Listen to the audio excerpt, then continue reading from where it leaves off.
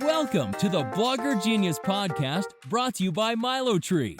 Here's your host, Jillian Leslie. Hello, everyone. Welcome to the Blogger Genius Podcast. I'm recording this solo episode because I have insights I want to share that hopefully make you feel less alone as an entrepreneur.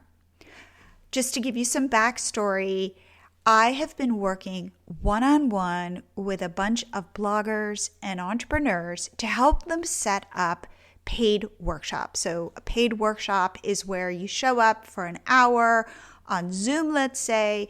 Maybe you charge something like $25 per person, and you teach them something simple in an hour. I call it a quick win workshop. Teach them something simple. You give them a win, a tangible win at the end. They feel good. You feel good. You've learned a lot. They have learned directly from you. It's really casual. It's easy to put together, but it's very impactful. And I like to say it is a fantastic building block to build an entire business off of this. And the value is that you get to go directly to your audience, monetize what you know, and build this stronger relationship. And you are less dependent on platforms like Instagram to monetize. But it's interesting. So I'm working with these women, and as I preach, build your products directly with your customers. I'm taking my own advice and I'm building it with their input. So I'm walking them through the platform and figuring out where they are struggling. And this is why I always say, if you can get on a call with your biggest fans, you should, because you want to hear their side of it. How are they consuming what you're putting out there? What are they continuing to struggle with? And how can you further build that relationship?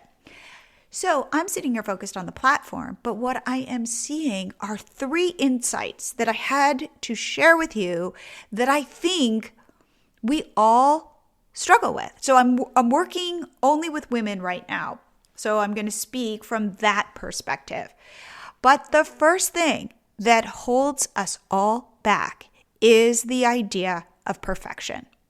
I did a previous podcast where I talked about the concept of B- work, and I am such a believer in this, and I get so much feedback from people that it has been a game changer for them. So briefly, David and I, my husband and partner, and I were leading a workshop, and I was saying that perfection is the death of us. And therefore I was giving homework, and I said, but I don't want this to be A-level work. In fact, I want it to be B-level work. And then I thought about it for a second and I said, no.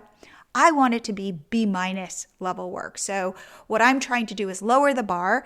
And remember, B- is above average. I'm not saying do a crappy job, but I am saying do something that is doable. And it's really interesting because this concept not only resonated with me immediately, it resonated with them. And I continue to hear from people. In fact, somebody I was on a call with yesterday who said, I love your podcast. And what was a game changer for me was doing B- work, because I can do B- work. And I shared in my previous podcast that I am a recovering insecure overachiever, and I'd be horrified if I got a B- on a test. However, I find it so freeing, and I actually have a I have a Post-it on my computer that says B- work every day. So I need to be reminded of this because I get caught up in my own head and about struggling with perfection. But as I dug deeper into it, what I realized is it's also fear of embarrassment. It's fear of being judged. And at its core, I think it's fear of the love going away. As I was able to explore each of these concepts and really shine the light on them, I realized that this is just destructive thinking, especially as an entrepreneur. There's no way you can be a perfectionist and be a successful entrepreneur and make money. It's not possible. And I think because I need to put food on my table, I've had to really struggle with this. And there are times I kind of squint when I press publish, or I do cringe, ugh, I'm not sure. I think people are really going to judge me on this one. Truth is, nobody's really focused on me in the way that I am focused on myself. So far it's worked just by putting it out there with a slight cringe. But what's interesting is as I am talking to these creators, they struggle with it too. They find it paralyzing. And we continue to talk about B- work. And what's interesting too is I can see stuff in them that I have a hard time seeing in myself. And so it's like I seem really insightful, but it's not that I'm not struggling with all of these concepts. So the second thing I continue to see these women struggle with, and I struggle with myself, is imposter syndrome. So what I say is, hey, you can take your expertise and you can sell it to your audience directly. Build this close relationship. What are you an expert in? And they turn to me and they say, I'm not an expert in anything. And I say, okay, well, what do you know about that people might not know about? Where are you just a step ahead, maybe 2 steps ahead of your audience? And then we can start to find where they are an expert with a small e. But it is amazing the amount of imposter syndrome they feel. And don't think I don't feel it as well. I was talking to this woman today, and she has a food blog, and it's a healthy food blog, and she's a nutritionist, and she wants to do a paid workshop where she helps people get healthier. And she said, but I feel like an imposter. And so we went to her sales page that we were able to create very quickly in MiloTree Easy Payments, and I started reading her bio back to her. And I said, hey, what do you think? Would you want to learn from this person? Do you think this person knows what she's talking about?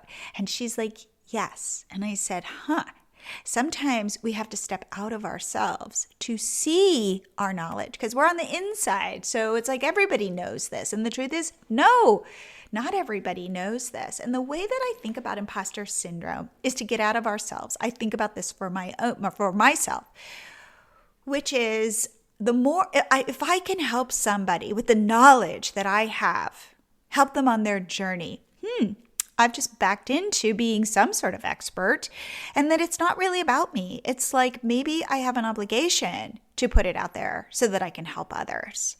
And then I don't have to think about, am I really an expert? Am I not an expert? Can I help one person? And if the answer is yes, then boom, I've got something that I can teach. But I want you to know, if you're sitting there going, oh, well, I'm the only one who struggles from imposter syndrome, trust me, we all do across the board. And I'm sitting here hoping that my platform works well and seeing how people fill things out. And what I realized is that's all great, but really it is about me shining the light on them and saying, you've got this, you can do this. So this brings me to my third realization of things that we all struggle with, but we don't know that we're all struggling with this, is fear of the unknown. So I'm saying, hey, how about you set up this paid workshop? And there is so much overwhelm because me saying this, right, it now brings in the future. But what will this be to set up? And how much work is this going to be? And what is it going to lead to? And what if nobody shows up? And it is like we are 4 miles down the road, right? So I want to take the first step. And we have now catapulted into the future, and the future is uncertain, and how it's so overwhelming, and how will I be able to do this? And so I am constantly bringing everybody back to this moment. And all I am saying is you are going to jump into the unknown, meaning you're going to put it out there easily. So I'm going to make it so easy for you to put this out there. And then you're going to see. And I don't know how it's going to turn out. And I don't know what you're going to be able to build off of it and what you're going to learn. But I promise you there will be learning. And we're just going to go piece by piece. And for many people, this is terrifying. It's both terrifying and relieving. It is terrifying because I can't tell them the future. It is relieving because they don't have to have the future figured out. And all I'm asking for is, okay, what are 3 teaching points that you can share in an hour? The end. So it's like there's a push-pull. But what I say is trust me and trust yourself. And I'm excited to see what you learn. And just by changing the framing of that, I can feel their shoulders drop and we can all take a breath. So as an entrepreneur, I think it is about getting more comfortable with discomfort, the discomfort of not knowing. And the truth of the matter is, life is like that. We want guarantees, and there are no guarantees. Well, there are no guarantees in our businesses. What's good about that is you don't have to have a 5-year plan. All you need to know is what the next step is, and then the step after that, and you will figure it out. So I want to share, though, what I think is a possible antidote to perfection, to imposter syndrome, and to not knowing, to fear of the unknown. And it's an idea that many of you are familiar with, but for those of you who are not, I want to put it out there, and it is called grace. And it is grace toward ourselves. And it is like, I like to think about it as kind of maybe your wise older sister who loves you and knows what you can do. And what you're going to do, what I do, is I invite grace to sit with me, because grace softens everything. So when I'm freaking out about perfection and feeling so inadequate, it's that little voice that says, no, you just keep going. It's okay. It's B- and it's okay. And you're going to move your business forward. It's grace that when I'm feeling like a big imposter says, you know what? Like you're not such an imposter. You know stuff. You do. You can help others with what you know. And it's grace that shows up when I'm freaked out about not having a plan and I don't know how things are going to work out, who says, just take it one step at a time. I think being an entrepreneur can be a really lonely endeavor. And I don't always think that being up in our heads is such an easy place to be. And I think, though, that asking for grace for ourselves can create a little bit of space where things become much more possible. I hope these insights are helpful, because I can give you so many strategies for email marketing, SEO, social media, but if we don't acknowledge these deeper things that hold us back, it doesn't matter, because this is the stuff that keeps you in the game. This is, if you can work on this stuff, this will propel you forward, because it is all about consistency and it is all about showing up. So if this resonates with you, please reach out to me at Jillian@MiloTree.com and let me know. And let me know what other kinds of episodes like this I could record.